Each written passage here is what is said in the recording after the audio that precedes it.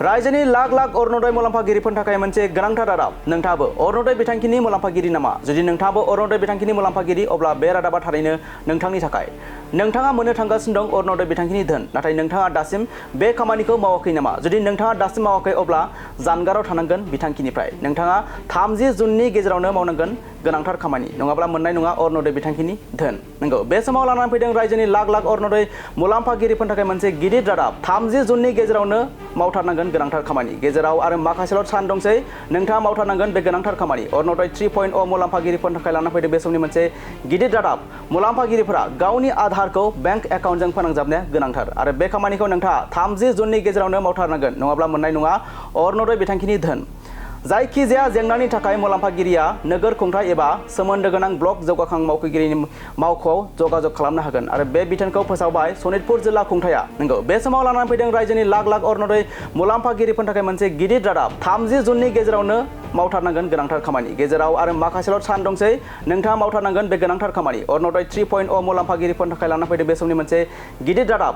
मुलाम्फागिरिफोरा गावनि आधारखौ बेंक एकाउन्टजों फोनांजाबनाया गोनांथार आरो बे खामानिखौ नोंथाङा 30 जुननि गेजेरावनो मावथारनांगोन, नङाब्ला मोननाय नङा अरुणोदय बिथांखिनि धोन।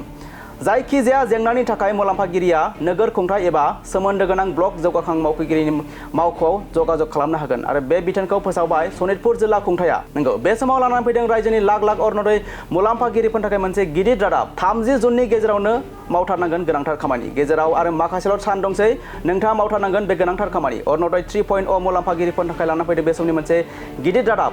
मुलाम्फागिरिफोरा गावनि आधारखौ बेंक एकाउन्टजों फोनांजाबनाया गोनांथार आरो बे खामानिखौ नोंथाङा 30 जुननि गेजेरावनो मावथारनांगोन, नङाब्ला मोननाय नङा अरुणोदय बिथांखिनि धोन। जायखिजाया जेंनानि थाखाय मुलाम्फागिरिया नोगोर खुंथाय एबा सोमोन्दो गोनां ब्लक जौगाखां मावख'गिरिनि मावख'आव जगाजग खालामनो हागोन आरो बे बिथोनखौ फोसावबाय सनितपुर जिल्ला खुंथाया। नंगौ, बे समाव लानानै फैदों रायजोनि लाख लाख अरुणोदय मुलाम्फागिरिफोरनि थाखाय मोनसे गिदिर रादाब। 30 जुननि गेजेरावनो मावथारनांगोन गोनांथार खामानि। गेजेराव आरो माखासेल' सान दंसै, नोंथाङा मावथारनांगोन बे गोनांथार खामानि। अरुणोदय 3.0 मुलाम्फागिरिफोरनि थाखाय लाना फैदों बे समनि मोनसे गिदिर रादाब। मुलाम्फागिरिफोरा गावनि आधारखौ बेंक एकाउन्टजों फोनांजाबनाया गोनांथार आरो बे खामानिखौ नोंथाङा 30 जुननि गेजेरावनो मावथारनांगोन, नङाब्ला मोननाय नङा अरुणोदय बिथांखिनि धोन। जायखिजाया जेंनानि थाखाय मुलाम्फागिरिया नोगोर खुंथाय एबा सोमोन्दो गोनां ब्लक जौगाखां मावख'गिरिनि मावख'आव जगाजग खालामनो हागोन आरो बे बिथोनखौ फोसावबाय सनितपुर जिल्ला खुंथाया। नंगौ, नोंथाङा मोननो थांगासिनो दं अरुणोदय बिथांखिनि धोन। फैगौ आगस्ट दानाव मोननो थांगासिनो दं अरुणोदय बिथांखिनि धोन आरो नोंथाङा बिथांखिनि धोनखौ मोननो थाखाय 30 जुननि गेजेरावनो मावना लानांगोन गोनांथार खामानि, नङाब्ला जानगाराव थानांगोन बिथांखिनिफ्राय। नोंथाङा गावनि आधारखौ बेंक एकाउन्टजों फोनांजाब खालामना लाथारनांगोन।